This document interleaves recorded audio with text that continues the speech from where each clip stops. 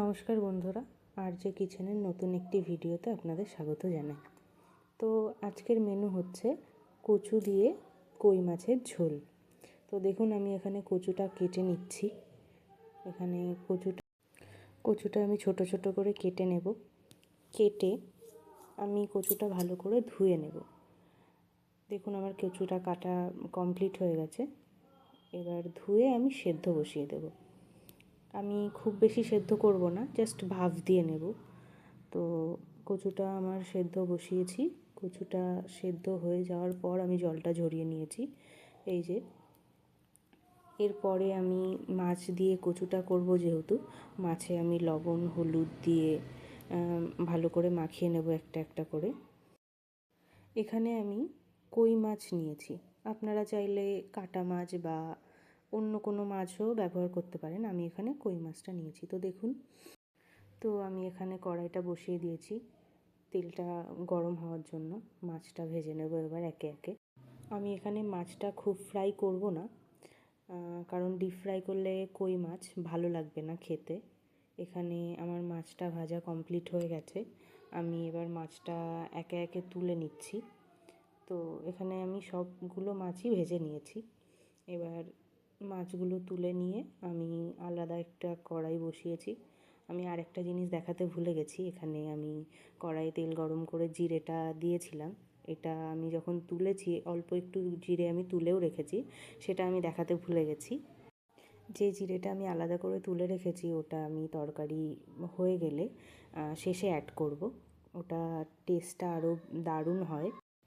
এবার তেলের ওপর আমি অল্প জিরে ফোড়ন দিয়েছি, আর কিছু ফোড়ন দিইনি। এবার সেই সেদ্ধ করা কচুটা আমি তেলের ওপরে দিয়ে ভালোভাবে নেড়ে নেব। এটা একটু ভাজা ভাজা করে নিতে হবে। দেখুন বন্ধুরা, আমার এখানে কচুটা একটু বেশিই সেদ্ধ হয়ে গেছে। আপনারা চাইলে এর থেকে কম সেদ্ধ করে নিতে পারেন। তো আমি এখানে কচুটা ভেজে নিচ্ছি। আর কি কি লাগে আমি এখানে দেখিয়ে দিচ্ছি। টমেটো, কাঁচা লঙ্কা চেরা, লবণ, হলুদ, ধনে, জিরের গুঁড়ো, লঙ্কার গুঁড়ো। আমি কাশ্মীরি লঙ্কার গুঁড়ো এখানে ইউজ করেছি। আর ভেজে রাখা জিরেটা তো দেখতেই পারলেন। এবার এটার মধ্যে আমি লবণ হলুদ দিয়ে ভেজে নেব। এটা আমার একটু ভাজা হয়ে যাওয়ার পর আমি এখানে টমেটো অ্যাড করব। এরপর কাঁচা লঙ্কা দেব, চেরা কাঁচা লঙ্কা। আমি এখানে কাঁচা লঙ্কাটা বেশিই দিয়েছি। কচু একটু কাঁচা লঙ্কাটা বেশি দিলে ভালো লাগে। আর 1 চামচ জিরে গুঁড়ো, 1 চামচ ধনে গুঁড়ো, 1 চামচ লঙ্কার গুঁড়ো। এখানে লঙ্কার গুঁড়ো কাশ্মীরি ইউজ করেছি কালারের জন্য, জাস্ট কালারের জন্য আমি ইউজ করেছি। আপনারা না চাইলে নাও দিতে পারেন। এখানে আমি এগুলো দিয়ে ভালো করে কষিয়ে আর একটু জল অ্যাড করব। জল অ্যাড করে ভালোভাবে কষিয়ে জলটা যত সময় না শুকাচ্ছে তত সময় ধরে আমি কষাবো। কষিয়ে আমি তরকারিটা যতটুকু ঝোলটা রাখবো তার থেকে একটু বেশি আমি জলটা অ্যাড করব।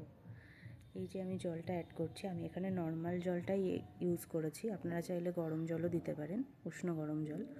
আমি এখানে নর্মাল জলটা ইউজ করেছি। জলটা দেওয়ার পরে আমি একটু ফুটতে দেব। ঝোলটা ফুটে আসলে আমি এখানে ভেজে রাখা কই মাছটা অ্যাড করব। এই যে আমার ঝোলটা ফুটে এসেছে। এবার ভেজে রাখা মাছগুলি আমি একে একে দিয়ে দেব তরকারির মধ্যে। মাছগুলো দেওয়ার পর আমি একটু নেড়ে আর 5 থেকে 7 মিনিট মতন আমি ফুটিয়ে নেব, কারণ আমি বেশি ঝোল রাখবো না। এখানে আমি নুনটা একটু দেখব সব কিছু ঠিক আছে কি না। আমার তরকারিটা প্রায় হয়ে এসেছে। এবার আমি যেই ভেজে রাখা জিরেটা ছিল সেটা আমি গুঁড়ো করে তরকারি শেষে অ্যাড করব। আমার তরকারিটা হয়ে গেছে, আমি অ্যাড করে দিলাম এখন। এবার আমি নামিয়ে দেব। তার আগে আমি কেটে রাখা অর্ধেক লেবু এটার মধ্যে অ্যাড করব। আপনারা না চাইলে নাও দিতে পারেন, আমি এখানে দিয়েছি। এতে টেস্টটা আরও দারুণ হয়। এখানে আমি অর্ধেক লেবু রস করে তরকারির শেষে এটা দিয়ে দেব। এই যে লেবুটা নিলাম, নিয়ে তরকারিতে এটা দিয়ে একটু নেড়ে নামিয়ে দেব। এখানে আমার রান্নাটা কমপ্লিট হয়ে গেছে। একবার বাড়িতে আমার এই রেসিপিটা ট্রাই করে দেখবেন, খুবই ভালো লাগবে।